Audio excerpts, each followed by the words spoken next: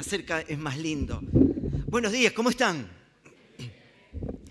A ver, las chicas solamente. Chicas, buenos días, ¿cómo están? Bien.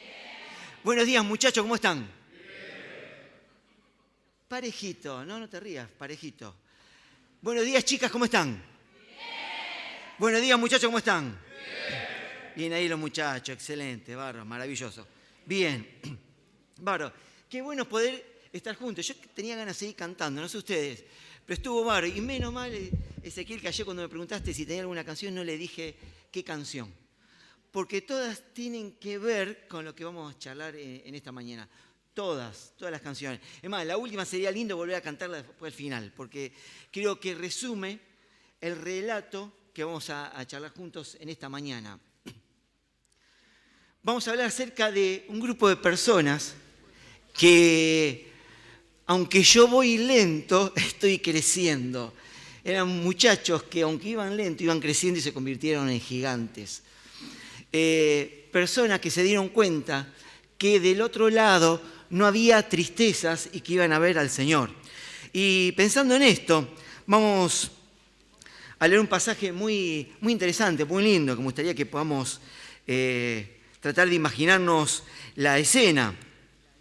En un momento muy particular en donde los discípulos entraron en crisis. ¿Qué es crisis? ¿Quién me puede decir lo que es crisis? ¿Cómo? Una época de cambio en la que se quebró el orden y la estabilidad del periodo anterior. Historia del segundo año. Bueno, terminamos con una oración. Ya está. Exactamente, es eso. Pasar de un estado distinto a otro, es cambio. Es cuando todo se desestabiliza. Ejemplo, estamos por salir al trabajo, suena el teléfono y una mala noticia. Una noticia que nosotros no esperábamos y se desestabilizó nuestra rutina. Cuando algo se interrumpe, cuando nosotros hacemos lo cotidiano, cuando vivimos como solemos vivir lamentablemente en automático, por medio de un acontecimiento nos desestabilizamos. Algo entra en crisis, nos desestabilizamos. Y esto es lo que le pasó a los discípulos. Vamos a leer en Marcos capítulo 4. Y vamos a tratar de ponernos en la escena, imaginarnos lo que sucedió. Marcos capítulo 4. Tratamos de imaginarnos lo que sucedió para poder comprender lo que vivieron los discípulos junto con Jesús. Marcos 4, versículo 35. Dice así: aquel día, cuando llegó la noche, Jesús le dijo, pasemos al otro lado. ¿Cuál era la idea del pasaje? ¿Qué había que hacer? Leerlo y...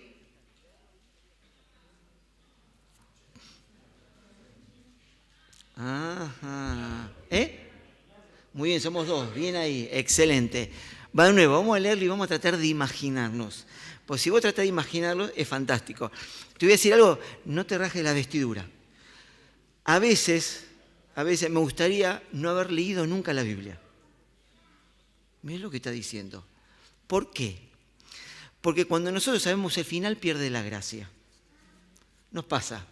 Si Chacarita está por salir campeón, estamos por ascender. Entonces, si a mí me dan el resultado, me dicen cómo terminó el partido del día lunes, que juega el lunes a las 3 de la tarde, uy, no, ¿para qué me lo contaste? Lo voy a mirar y sé que va a ganar, pues ya vamos a ascender, pero no va a tener gracia. ¿Por qué?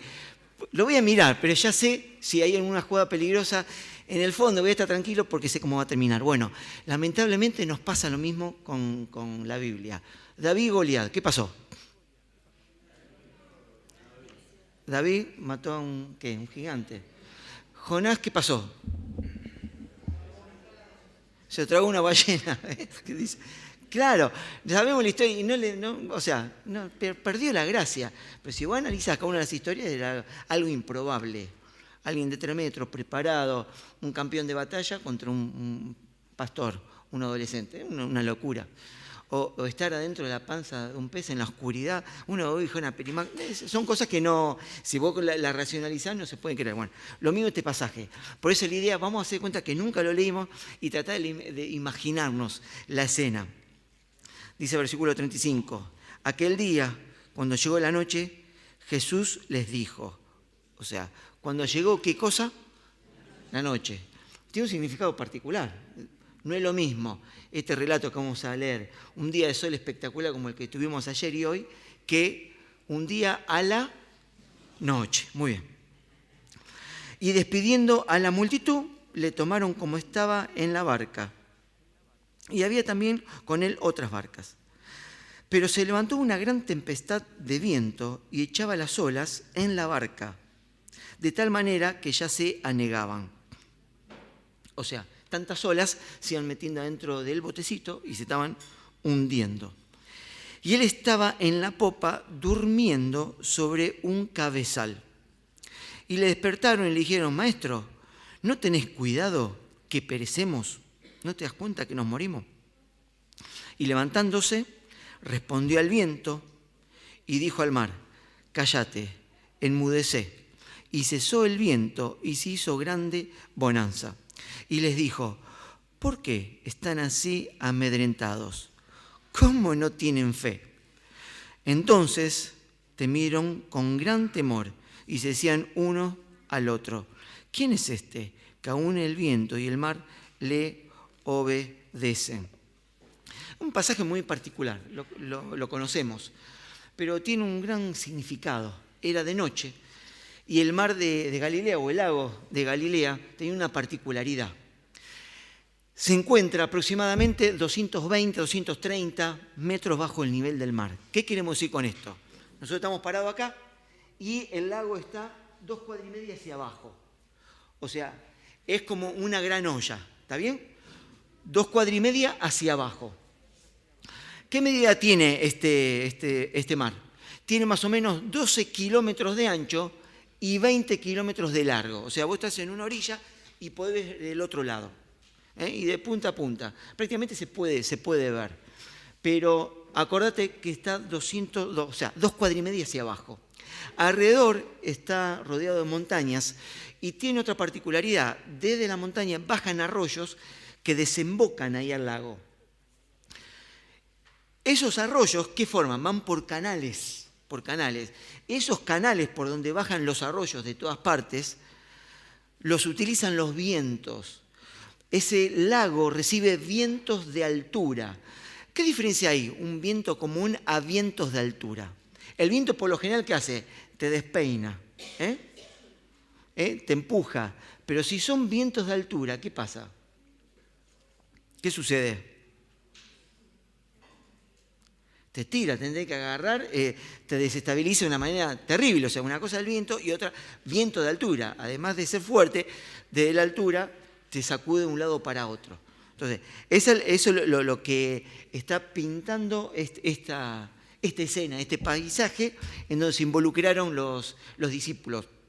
Ahí también es el lugar donde prácticamente el 70% de la vida del Señor pasó ahí. Un lugar muy conocido por el Señor y por los discípulos. Pasaba por ahí al lado del lago un camino que conectaba diferentes lugares, África, Asia, Europa. Un lugar transitado, un lugar donde era muy conocido por Jesús, por los discípulos, donde tenía esta geografía especial particular que después se va a encargar de mostrarla acá en el relato. Pero cuando dice que se levantó una tempestad, cuando habla de esta tempestad de viento, la traducción de la palabra tempestad es sismo, terremoto. O sea que cuando la Biblia dice que hubo una gran tempestad, un gran sismo, ¿a qué nos referimos? Como solemos decir, una flor ¿de qué? De tormenta, de tempestad, exactamente. No era un vientito así nomás, era algo que se sacudía toda la barquita en donde estaban ellos. Y muchos dicen que existen 3 clases de personas. Aquellos que pasan por una tempestad. ¿Hay alguno acá que alguna vez pasó por una tormenta complicada? ¿Tormenta de la vida difícil? Yo creo que sí. ¿Hay alguno que esté atravesando alguna dificultad? Sí, tomo la cabecita, sí. Bueno, si vos no estás en el grupo de los que pasó alguna tempestad o de lo que está atravesando, te quiero decir que vas a atravesar una tempestad. Porque todos a lo largo de la vida atravesamos tormentas, tempestades. Todos. Nadie está exento, nadie. Aún en medio del lugar donde para nosotros es conocido, como los discípulos y Jesús. La tempestad aparece en cualquier momento de la vida. De hecho, cuando nosotros vamos a la palabra de Dios, le contamos a los chicos esa historia maravillosa de que de las 2 casitas que ¿dónde se construyeron? A la orilla del mar, y la otra en la roca. ¿Pero qué sucedió con esas casas? ¿Se acuerdan? Mirá lo que dice en Mateo 7. La casa sobre la que estaba sobre la arena descendió lluvia, ríos y sopló vientos. La que está sobre la arena, ¿qué dice? Descendió lluvia, ríos y sopló viento. Muy bien, esa es la de la arena, porque hizo el trabajo fácil. Pero la que estaba en la roca, ¿qué pasó? Descendió lluvia, río y sopló viento. Lo mismo. La que estaba en la arena y la que estaba en la roca también sopló ríos, vientos y una gran tempestad. ¿Qué quiere decir esto? Que si vos y yo estamos involucrados en la obra del Señor, trabajando, estamos comprometidos, igual vamos a soportar tempestades. No estamos exentos a que nos pasen cosas. No solamente aquel que viene medio flojito, aquel que está medio alejado y bueno, pasa alguna pruebita como para ver si reacciona. No, todos en algún momento de la vida vamos a atravesar alguna dificultad, alguna tempestad, alguna tormenta. Pero lo difícil de una tormenta, una tempestad, sobre todo de viento, es que uno la siente pero no la ve. La sentimos pero no la vemos. Así sucede cuando uno atraviesa diferentes situaciones en la vida. ¿Por qué? Porque la tempestad cuando sopla en nuestra mente, que esa es la peor de todas, ¿qué es lo que sucede? ¿Qué afecta cuando la tempestad sopla en nuestra mente? Muy bien, los pensamientos. Cuando uno pasa un momento difícil, ¿qué empieza a hacer? A pensar y empieza algo que no hay que hacer, empezar a rumiar.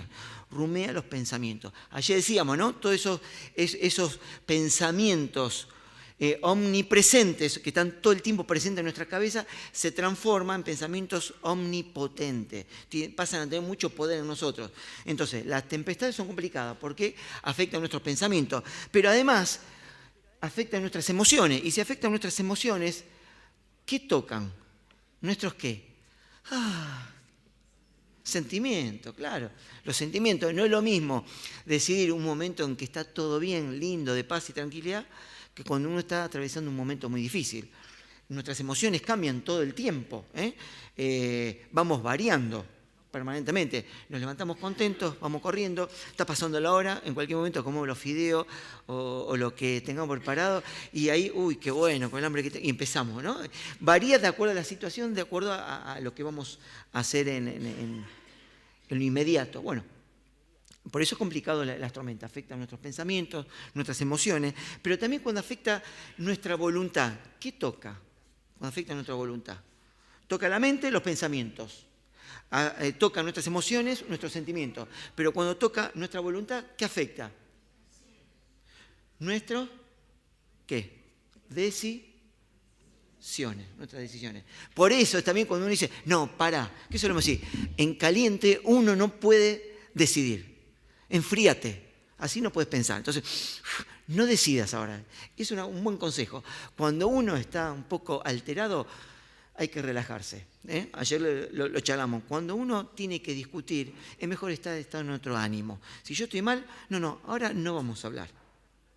Yo me conozco, doy una vuelta, me saco todos los demonios encima y después vuelvo y charlamos pacíficamente con un café, un mate de por medio. Ahora, en esta emoción, en este estado emocional, no. Entonces, las tempestades afectan toda nuestra vida, todo nuestro ser. Pero lamentablemente no nos avisa. Nosotros, Gedi, hace un tiempo se agarró la costumbre del celular, mira, a ver cómo va a estar el tiempo, Rosario, y ya sabíamos. Iba a estar fresco y trajimos 200 camperas y nos estamos muriendo de calor. Pero bueno, igual nos fijamos. Ahora, uno mira, por lo general a veces la emboca. ¿A quién de los que está acá, la verdad, le encantaría tener una aplicación bíblica, donde el Señor nos diga, el lunes vas a pasar por una tempestad? ¿A quién le gustaría? Bien, somos 2. Bien, ¿qué más? Unos cuantos, bárbaro. O que te diga, mira, ahora está todo tranquilo, pero en 45 días vas a tener una flor de tempestad. ¿Quién le gustaría saber? La verdad. Bueno, a 5. Los demás son todos mentirosos que se van a poner a llorar la tempestad. Salvo los 5 espirituales que levantamos la mano. Claro, a todos. Igual todos moviendo la cabecita. Sí, a todos. Todos nos gustaría saber cuándo van a venir la tempestad. A todos. A todos. Ahora, el Señor podría adelantarnos, la verdad, teniendo el poder que tiene. ¿Podría avisarnos cuándo vamos a tener una tempestad, sí o no? Sí, claro que sí. Obvio, obvio. Ahora, ¿por qué no lo hace?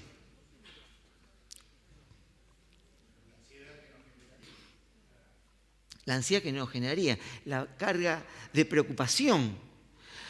¿Y qué es lo que tenemos que hacer? La palabra de Dios nos lleva a que vos y yo tenemos que estar todo el tiempo meditando. Y vos y yo elegimos entre la preocupación o la meditación. ¿Es lo mismo? ¿Qué es la meditación?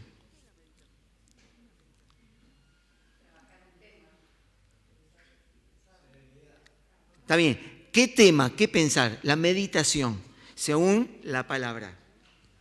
Dice, meditar. Nosotros hay un texto que a nuestras hijas para el cumpleaños de 15 le dedicamos el mismo texto. Vos decís, habiendo tanta promesa bíblica, ¿le dedicaste el mismo a la 3? Sí, porque es el primer lugar donde la Biblia habla de éxito. ¿Sabías que la Biblia habla de éxito? En Josué 1:8. ¿Vos querés tener éxito? Que nunca se aparte de tu mente, de tu boca, de tu cuerpo, de tu casa, de tu vida, la palabra. Pues entonces vas a prosperar y todo te va a salir bien.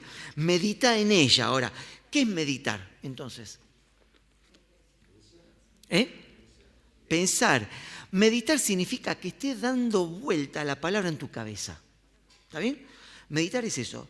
Que en tu cabeza todo el día esté dando vuelta a ¿qué cosa? La palabra. Muy bien, perfecto. Ahora, ¿qué es la preocupación?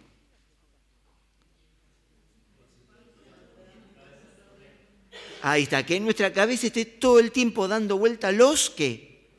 Problemas. Damas y caballeros, nosotros elegimos si meditamos o nos preocupamos. Es una elección. Lo podemos hacer, ¿sabías? Lo podemos decir.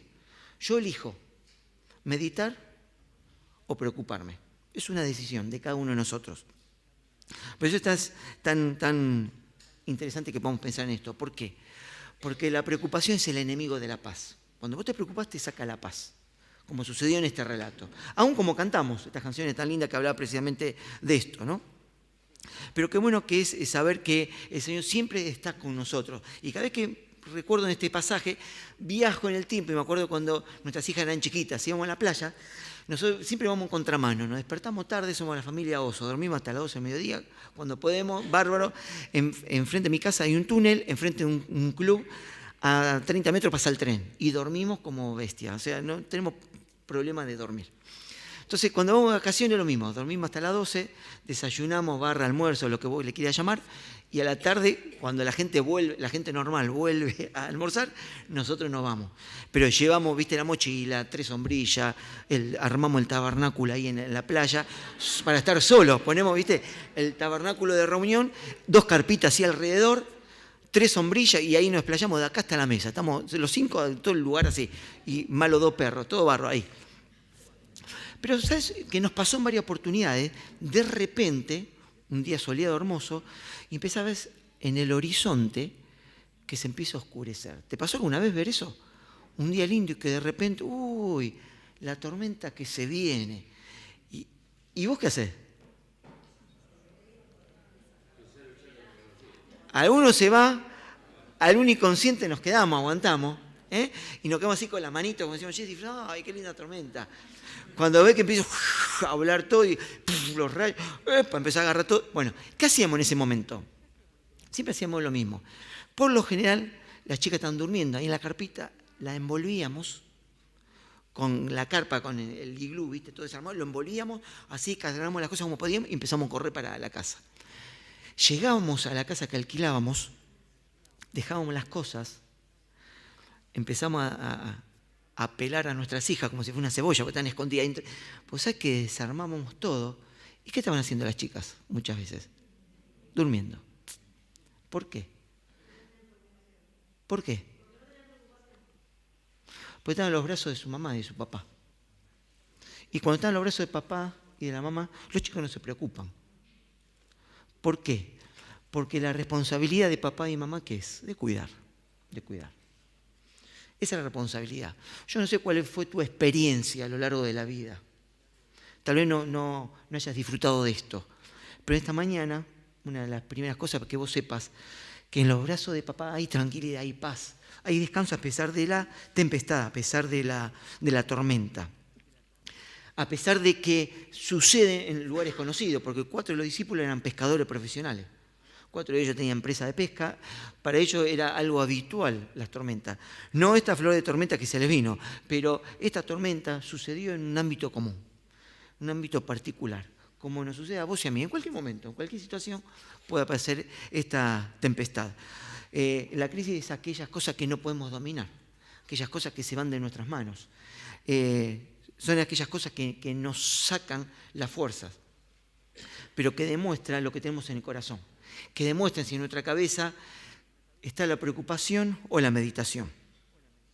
Y este relato se da de una manera muy particular. ¿Sabes cuándo sucede esto? Al poquito tiempo de que Jesús terminó de dar un seminario bíblico extraordinario. Estaba reunido con la gente, les venía enseñando hacía varios días, y le dice al muchacho, ahora vamos al bote. O sea, los discípulos, ¿dónde estaban? Estaban en la gloria. Estaban en la gloria, teniendo una conferencia a cargo, orador invitado, Jesús. Explotaba de gente.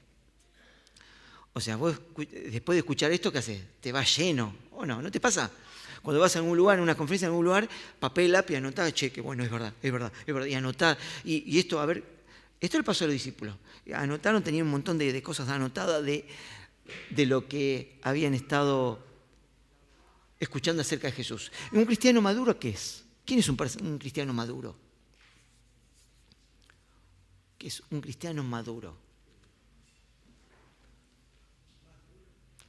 Cristiano maduro.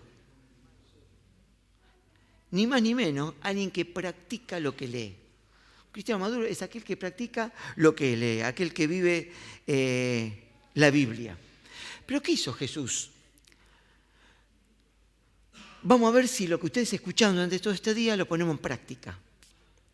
La teoría, aquellos que son profes o maestros, docentes, ¿qué dice? Que la teoría se completa con la práctica. El Señor le dice, muchachos, saquen una hoja. Eso es lo que hizo el Señor. Les explicó, les enseñó y ahora ¿qué hacemos? Vamos al bote. Porque en el bote demuestran si ustedes aprendieron lo que yo les enseñé. En la tempestad vos y yo mostramos si aprendimos lo que el Señor nos enseñó, si lo que venimos escuchando hace tantos años se pone en práctica. Entonces, eso es lo que hace el Señor. Después de tanto tiempo que ustedes me escucharon, que están compartiendo este momento, lo único que voy a hacer ¿qué es? Que pongan en práctica lo que han escuchado. Eso es lo que hicieron los discípulos. Y los discípulos tenían una particularidad. Aunque yo voy lento, estoy ¿qué? Cantamos, creciendo. ¿Era la situación de los discípulos así o no?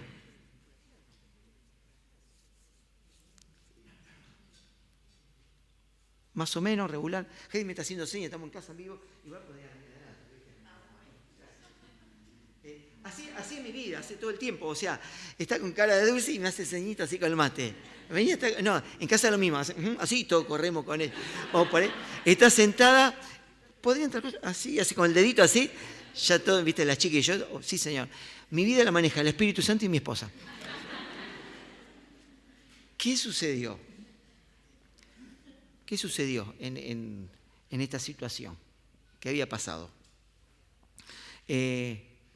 Los discípulos tenían una gran habilidad por aprender de manera lenta. Si nosotros vamos a Mateo capítulo 14, ¿Jesús qué hace? Tiene una multitud. Acordate que la matemática de Dios no tiene lógica, es distinta. Nosotros 2 más 2, ¿cuánto es? 3 más 3. La pregunta a propósito, así tomaba mate, por eso no es. 6 por 6. Claro, no tiene lógica. ¿Por qué? Jesús quiso. Había 5.000 personas, 5.000 hombres. ¿Eso qué dice? Cuando se mencionan los hombres, habla a los que son cabeza de hogar. O sea, un hombre, 5.000, más su esposa, ¿cuánto da? 10.000. Más 3 hijos cada uno. Sí, es verdad, hasta ahora estoy en la cuenta. 25.000, eran 25.000. Bueno. ¿Y qué tenía? 5 panes y 2 peces. Perfecto. Hizo el milagro, los discípulos dicen, Señor, raja a toda esta gente, ¿qué le vamos a dar de comer? Así fue literal, ¿eh? Señor, rápido, que se vayan. Como pasa muchas veces, che, tarde, vamos a sacar los pies encima, que se vayan. Es muy parecido la situación. Vamos, que ya es muy tarde, mañana tengo que levantar temprano, vamos, que se vayan los pibes. Vamos. Bueno, los discípulos míos, Señor, que se vayan, porque es tarde y tienen hace 2 o 3 días que están con nosotros y se le acabó la comida. Vamos a despedirlo, rápido. Y me encanta, porque el Señor dice, me dan lástima, vamos a darle nosotros de comer. No quiero que se vayan así por el camino. Me encanta siempre el Señor, la empatía que tenía. No quiero que se vayan así, me dan lástima. Denle de comer. Y el discípulo, Señor, está loco, ¿cómo 25.000 personas? Primero son 25.000. Todos los supermercados chinos que trabajan hasta las 9 de la noche, hasta los chinos que trabajan más horas, está cerrado. ¿Cómo va a sacar para 25.000 personas? Una locura. Y el Señor, bueno, háganlo sentar, que se siente, que esté cómoda la gente. Mirá qué interesante. No quiero que se vaya con la panza vacía, no quiero quiero que tengan fuerza para cuando se vayan caminando a su casa, pero que coman cómodo. Y los hace sentar. Bueno, multiplica. Mateo capítulo 14. Nos vamos al 15. Habían pasado aproximadamente 6 meses.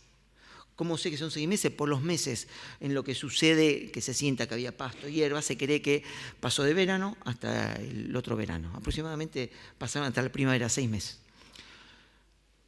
Pero en esta oportunidad había 4.000. Más las esposas, los chicos, ¿da cuánto? Te hago la cuenta, 20.000. El primero 25 con 5 panes. Ahora había 20.000, pero tenían ¿cuánto? 7 panes. 7 panes. Había más panes para menos gente. El Señor le dice lo mismo, muchachos, denle de comer. Había pasado 6 meses que los discípulos habían visto ese milagro. ¿Cuánto tiempo pasó? 6 meses. Que vieron cómo alimentaron 25.000. Ahora, misma situación, idéntica, pero el Señor ¿qué dice? Le voy a bajar la atención a los muchachos. No vamos a alimentar a 25.000. Vamos a alimentar ¿cuánto? 20.000 menos, vamos a bajar 5.000 para que sea más creíble.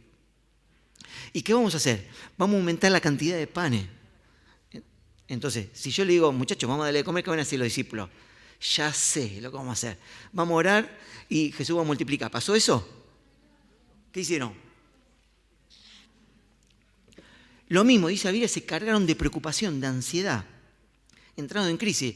Señor, despedilos, dale, echalos. De nuevo lo mismo. De nuevo pasó lo mismo.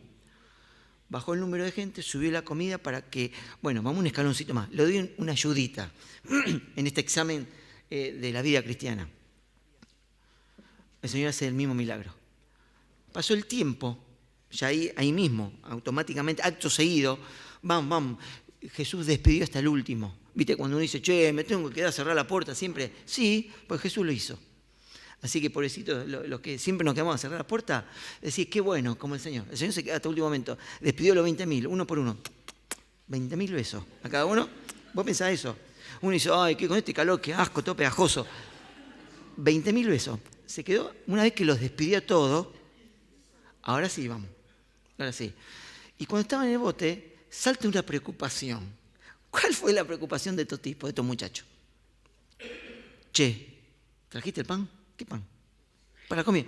Uy, no te la puedo creer. El pan, vamos a sacar. Y se empezó a preocupar igual. 6 meses se preocuparon. Horas se volvían a preocupar. Pero ya ahora no eran 20.000 personas. ¿Cuántas eran? 13. Y se empezaron a preocupar. Era tú, che, ¿por qué no trajiste el pan? Che, hey, a vos. Se empezaron a preocupar por el pan. O sea, cuando yo leo esto, digo, estoy en proceso. Si los discípulos llegaron a ser quienes fueron, de manera tan extraordinaria que lo dieron todo por el Señor, vos y yo tenemos esperanza. Bueno, ¿por qué digo esto? Porque esto era un caso parecido, un caso similar. Jesús había hecho toda esta enseñanza, todo este seminario, conferencia extraordinaria, y ahora le dice, muchachos, saquen una hoja. ¿Y qué sucedió?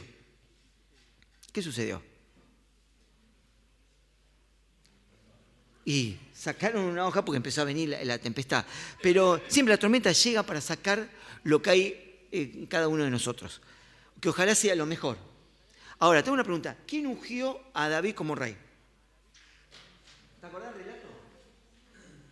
¿Quién ungió a David como rey? Perfecto, Samuel. Pero no fue Samuel. El que ungió a David como rey fue Goliat.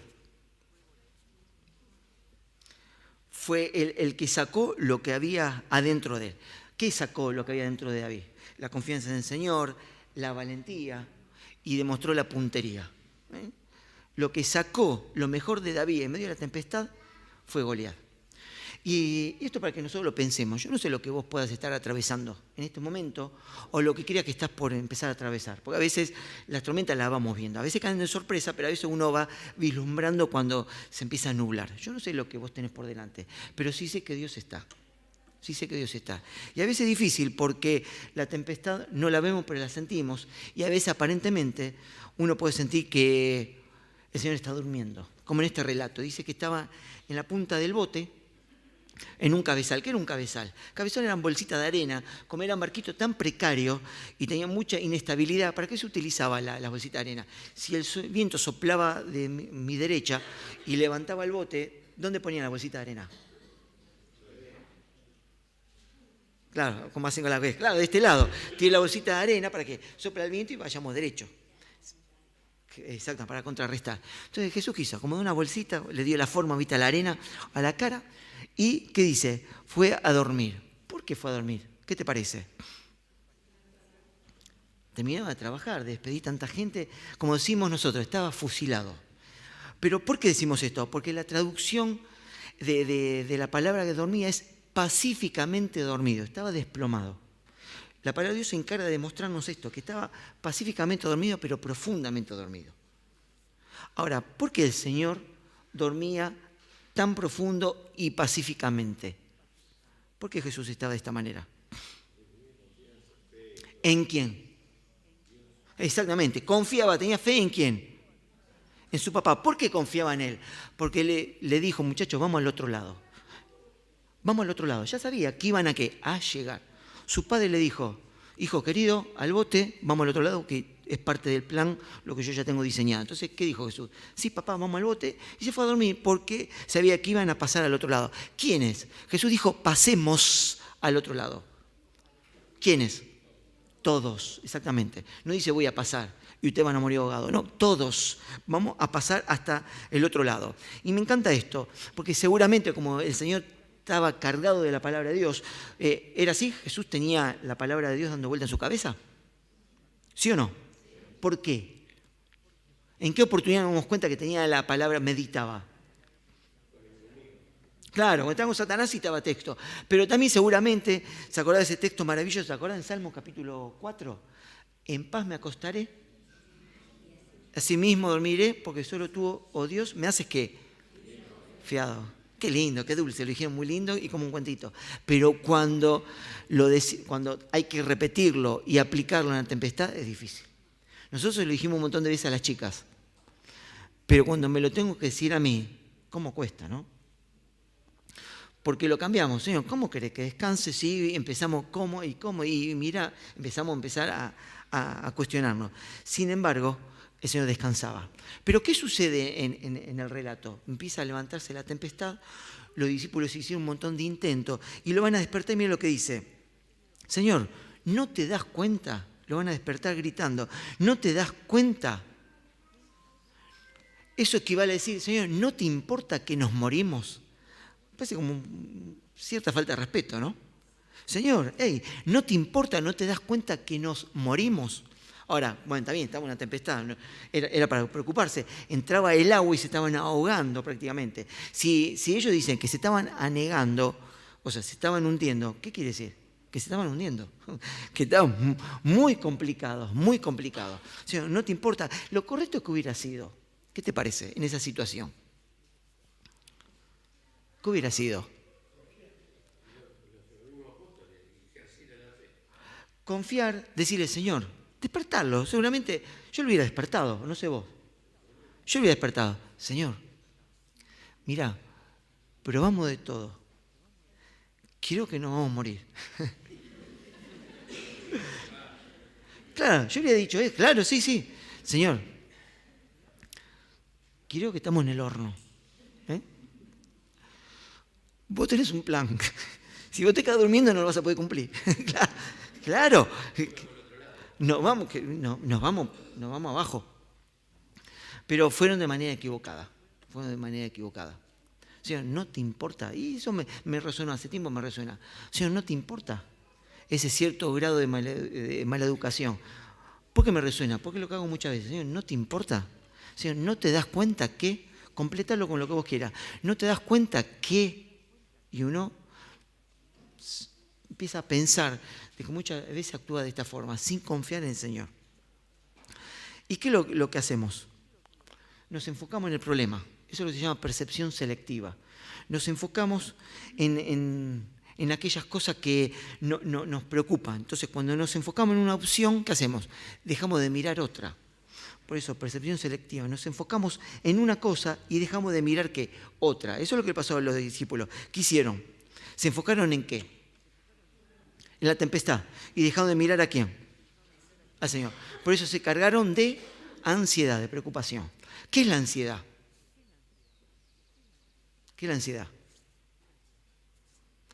Es la palabra que más se buscó, se googleó el año pasado y este también.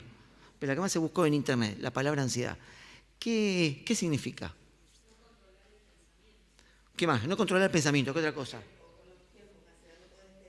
No podés esperar. No sé lo que sea, pero ya, ¿no es cierto? No sé qué vamos a comer, pero ya, como falta de paz. ¿Qué más? Ya, exactamente. ¿Cómo? Sufrir de antemano, por ahí va. Cuando yo me quedo anclado, atascado en el pasado, me deprimo. Cuando yo tengo exceso de futuro, me cargo de ¿qué? De ansiedad. Los dos extremos son malos. Entonces, ¿la ansiedad qué es? Ese estado de congoja, de tristeza, de preocupación anticipado por algo que creo que va a suceder. Me anticipo emocionalmente, sentimentalmente, mentalmente a lo que creo que va a suceder y que muchas veces no pasa. Eso es la ansiedad. Entonces, ¿qué hace? Eso por lo cual yo me preocupo, todavía no vino, pero sin embargo, ¿qué es lo que sucede? Me saca la fuerza de hoy. La palabra ansiedad viene de ang y ustus. ¿Qué significa ang? Ang significa estrecho, significa algo doloroso. Y ustus, ¿qué significa? Oprimir, apretar. La unión de las dos palabras deriva de la palabra angosto. Y angosto nos trae la palabra angustia. Mirá vos, la ansiedad tiene que ver con la angustia que uno siente. ¿Por qué? Por estar pasando por una situación estrecha, dolorosa, por algo que nos aprisiona, nos aprieta el pecho. De hecho, cuando uno tiene ansiedad, se siente angosto. ¿Angosto de qué? Todos los sistemas se angostan. Sistema digestivo, respiratorio, reproductivo, todo. Digestivo, circulatorio, respiratorio, todos los sistemas se angostan. Por eso cuando uno está tan preocupado que nos falta el aire, ¿no te pasó? Como cuando estás atravesando una situación muy difícil, hasta te sentís ahogado. Claro. Cuando los chicos están angustiados, imagínate, 3 mujeres se angustian por un montón de cosas. Entonces, ¿qué te pasa? Nada. Sí, ¿a vos te pasa algo? No. ¿Qué te pasa? Empieza a llorar, claro. Pues están... se le angosta, Lo que tienen mujeres, prepárense. Vimos nenas preciosas. Hicimos un casting en la iglesia para traer los nenes. Pero esas nenas preciosas van a estar angustiadas antes que se casen y se vayan de tu casa. Pero esa angustia viene producto de esto, cuando se nos cierra el pecho y nos falta el aire. Y eso es lo que le está pasando acá a los discípulos. Pero ¿cómo detectamos cuando uno tiene ansiedad? ¿Cómo me doy cuenta? Uno quiere estar ansioso y ir de un lado para otro, comerse las uñas.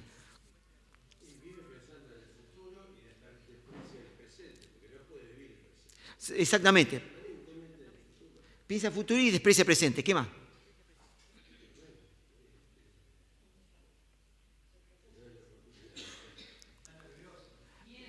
Nervioso, miedo.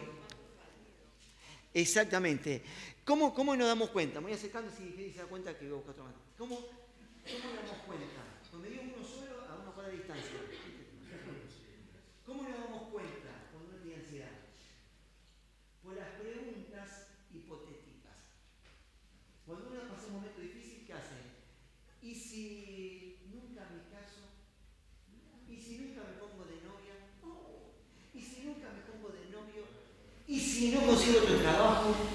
¿Y si me echan del trabajo? ¿Y si me enfermo? ¿Y si los resultados del médico? ¿Y si esto que me dijo el especialista? Eso para darnos cuenta que tenemos ansiedad. La pregunta hipotética, que empieza con qué? Con la palabra y si. Y si. Pero eso tiene un problema. ¿Por qué? Porque las preguntas hipotéticas traen como resultado ¿qué cosa? Respuestas catastróficas. ¿Y si pierdo el trabajo? ¿Y qué decimos? Lo voy a perder, claro. ¿Y si nunca me pongo de novia? Nunca voy a casar. Claro, declaramos, sentenciamos que es lo que va a pasar. Lo que nos preocupa va a pasar. Y dicen, no te apuré, no te apuré. El futuro, ¿en dónde está? En la mano mía. Entonces, ¿para qué te preocupas? Entonces, además de esta pregunta hipotética, esta respuesta catastrófica, lo que nos lleva la ansiedad, ¿qué? Algo que se llama parálisis por análisis. Por tanto, pensar y pensar y pensar, me paralizo. Me paralizo. Por eso es importante volver a la palabra de Dios. Por eso es importante ser maduro espiritual. ¿Por qué? Porque maduro, ¿quién es? El que practica lo que lee. Si yo en vez de dejar que los problemas den vuelta a mi cabeza, bajo la ansiedad, no me paralizo, no analizo los problemas, sino que analizo ¿qué? La palabra de ¿qué? De Dios, de Dios. ¿Cómo identifico? ¿Quién quiere saber si es ansioso? ¿Quién le gustaría hacer un test? Todos, ya lo sé, dicen todos. Bueno, todos. Pero muy fácil. Nos damos cuenta con las 3 I. ¿Quién de los que está acá alguna vez o habitualmente puede sentir incertidumbre?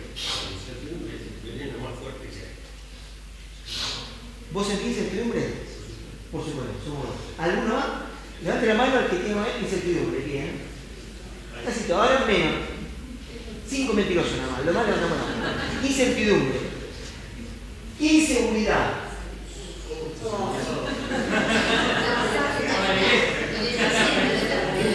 Bueno, incertidumbre levantaron. Lo que faltaba, inseguridad.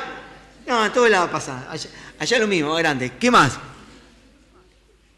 ¿Cuántos de los que están acá una vez sintieron inquietud? Están inquietos. Bueno, te quiero decir algo. Si vos levantaste la mano con una, te da ansiedad. Si levantaste la mano con 2, si tenés la 3, tenés el horno. Ya con una somos ansiosos, con 2, totalmente. Y 3 ni te cuento. Bueno, o sea, ¿qué demostramos? Que todo lo que estamos acá tenemos ansiedad. Todos los que estamos acá tenemos ansiedad, pero tenemos que entender que la ansiedad es cuando el reloj interno va más rápido que el reloj externo, cuando va mucho más rápido. ¿Qué es lo que hacemos? ¿Está bien sentir ansiedad? Los cristianos, ¿podemos estar ansiosos? Los cristianos maduros, de hace años. ¿Pueden sentir ansiedad? Aquellos que están bautizados, ¿sí? Algunos dudan, y algunos, ¿seguro? Y si además de estar bautizado uno tiene actividad, cristiano hace años, bautizado y con actividad, ¿podemos sentir ansiedad? ¿Sí o no? Algunos no, algunos miran, no sé. Sí, podemos sentir ansiedad. ¿Por qué? ¿Por qué?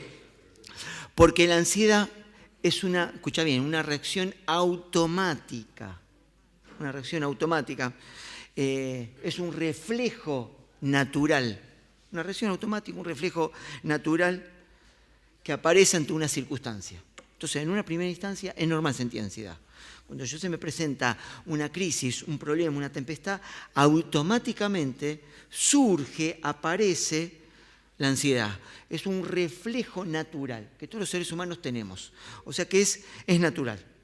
A veces en algunos más o menos, de acuerdo a nuestro temperamento, de acuerdo a nuestro carácter. O sea, podemos hablar que hay una ansiedad reactiva, que actúa de forma natural como una manera de luchar ante esa tempestad que uno está enfrentando. O sea, que en una primera instancia es, ¿qué?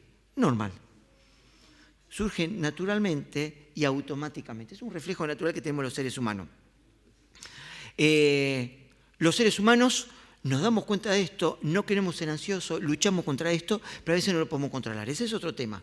Por eso ahí sí encontramos en 1 Pedro, que lo vamos a ver en otra oportunidad cuando lo veamos, que echar toda la ansiedad en la mano de Dios. ¿Por qué? Porque Él tiene que cuidar de nosotros. Vos fíjate qué lindo consejo que da el Señor. Echando toda tu ansiedad sobre Él porque a Él le importamos.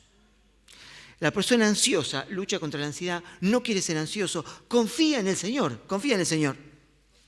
no duda de Dios, pero sin embargo le cuesta. Entonces, bienvenido al club. Entonces, estamos en proceso, estamos en camino.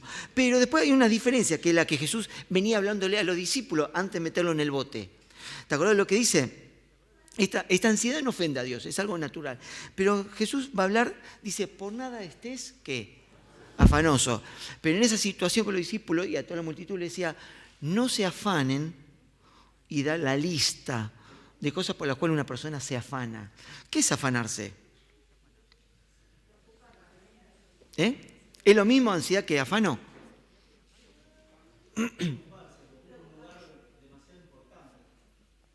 ¿Qué cosa? ¿La ansiedad o el afano? El afano, preocuparse. ¿Qué más? ¿Es lo mismo ansiedad o afano?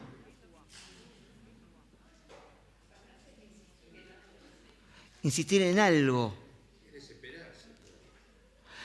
A diferencia de la ansiedad, no es una reacción natural. El afano no es una reacción natural, es una actitud. ¿Qué es el afano? Es el miedo que tiene una persona a que le falte o le falle algo esencial en la vida. Ahí es distinto. Ahí ya dejamos de confiar en el Señor. Es el miedo que nos falte o nos falle algo esencial en la vida. Eso es afano. No es lo mismo, no es natural. Es una actitud. Revela lo que hay dentro de nuestro corazón. Ahí es diferente, totalmente distinto. Ahí sí pasa a ser pecado, porque dudamos. No ponemos al Señor en primer lugar. No le damos el centro de nuestra vida para que Él pueda actuar. Surge como una respuesta de lo que tenemos vos y yo en el corazón. ¿Por qué puede ser pecado? Porque en el interior contiene desconfianza, incredulidad en el Señor. Hacemos a Dios chiquitito, lo metemos en nuestro bolsillo y en medio de la tempestad lo vamos a despertar. Señor, ¿no te importa lo que me pasa? Nos olvidamos de las grandes promesas que nosotros tenemos. Ahora, ¿cuál es la clave para esto? ¿Cuál es la clave para bajar la ansiedad, sacar el afano de nuestra vida? ¿Qué te parece? Confianza. Me encanta. ¿Alguno que pueda leer Filipenses 4, 6 al 8? ¿Alguno que lo lea? Y vamos terminando ya. Leemos en Filipenses 4, 4 del 6 al 8. ¿Alguno que lo pueda leer, por favor, bien fuerte?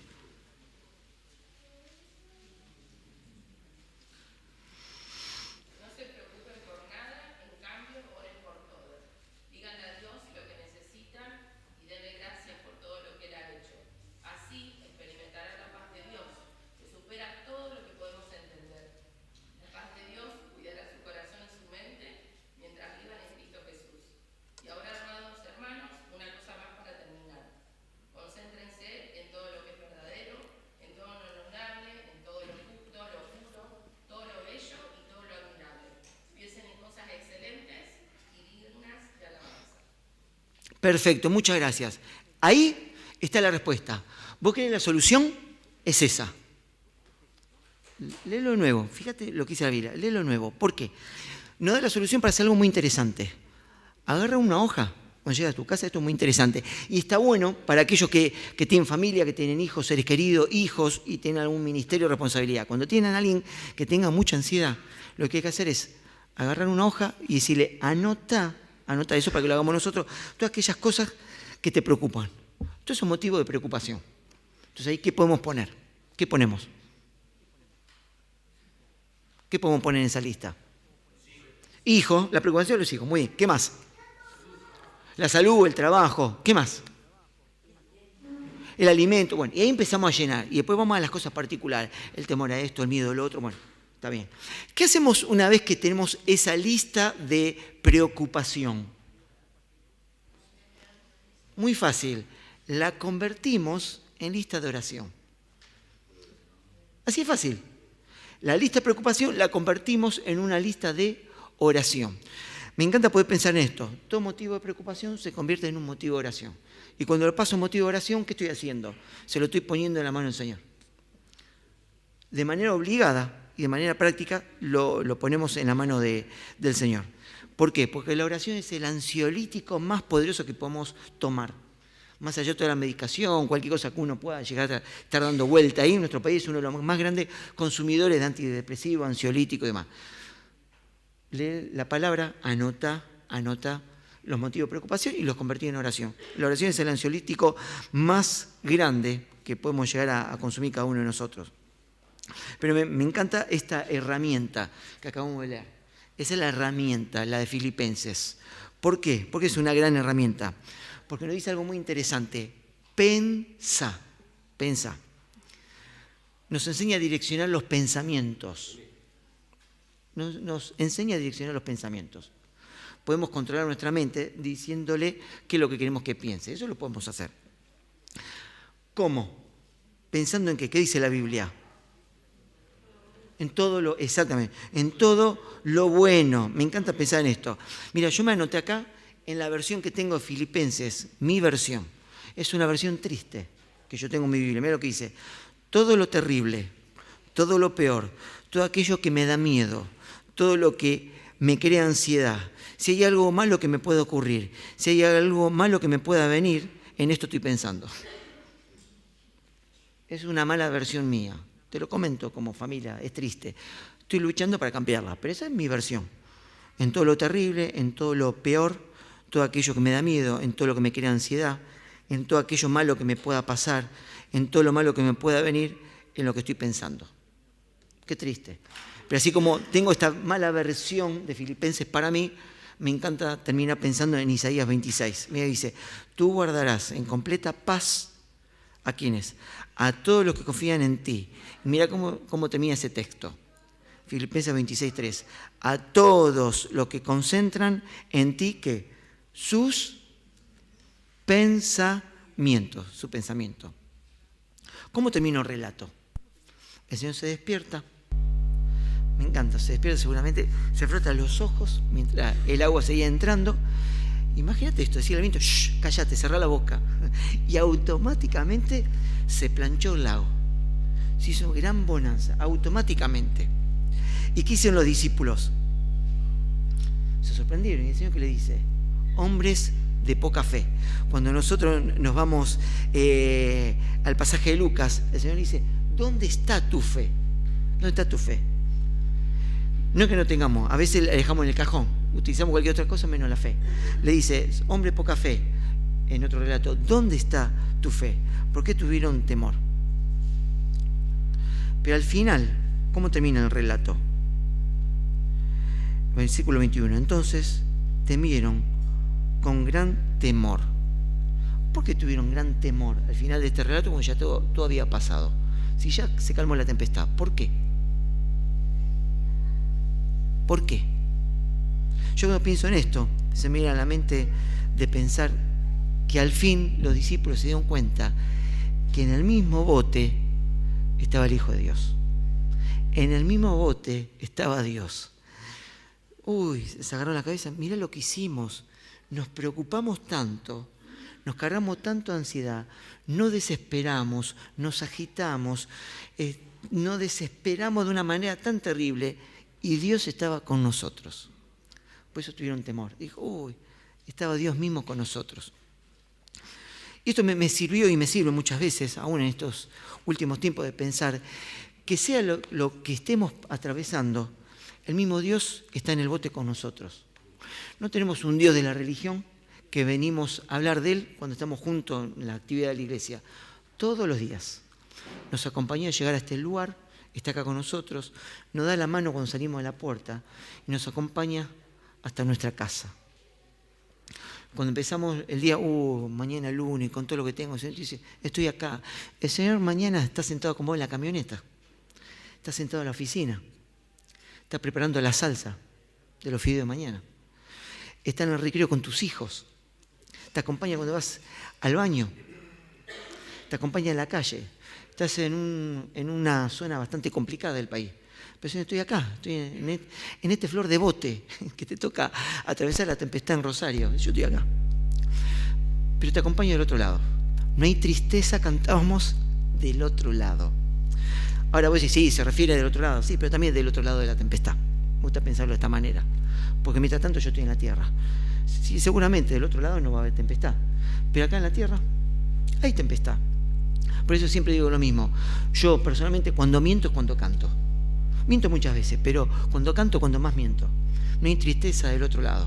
Veré a Jesús, estoy en el camino, el hogar de Dios, sí, pero en la tempestad lloro como un desconsolado. El Señor nos lleva del otro lado. Pero mientras tanto, poco a poco estamos creciendo. Ojalá que pueda ser una realidad en nosotros, ¿no? Como cantamos la última canción. ¿Te acordás cuál era la última canción? En ti confía mi corazón. ¿Te parece si oramos? Mientras oramos, terminamos también cantando después de esta canción. Vamos a echar la cabeza. Mucha siempre termina pensando en esto. Los cristianos en la antigüedad, antes de irse a sus casas, decían, ¿qué vamos a hacer con lo que escuchamos? Vamos a echar la cabeza. Cerramos los ojos y pensamos cómo nos vamos a ir. Pensamos qué vamos a hacer con esto. Sabemos que el Señor está con nosotros en la tempestad. Pero vamos a decir en esta mañana, confiar en el Señor. ¿Por qué? Porque sabemos que Él obra. Aunque haya tempestad, el Señor dice, vamos a llegar al otro lado. Yo no sé cuánto hace que estás en el mar. No sé cuánto hace. Para mi gusto, yo estoy hace bastante tiempo. Estoy demasiado. Yo ya me gustaría llegar al otro lado. Pero el Señor te dice, yo estoy obrando. Yo estoy obrando. Así que vamos a tener un minuto de oración personal con el Señor y cantamos esta canción como una realidad. Vamos a cantar esta canción creyendo, Señor, sé que estás obrando tu perfecta voluntad. Tengo un minuto de oración personal, así como estamos.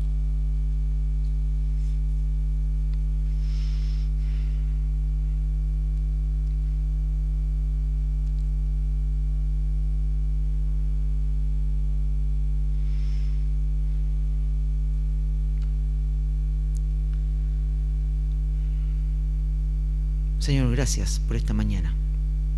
Gracias por este tiempo. Gracias porque nos hace bien pensar en tu persona. Pensar que estás con nosotros en cada momento. No nos soltás la mano. No solamente que mirás nuestra tempestad, sino que estás en la tempestad con nosotros.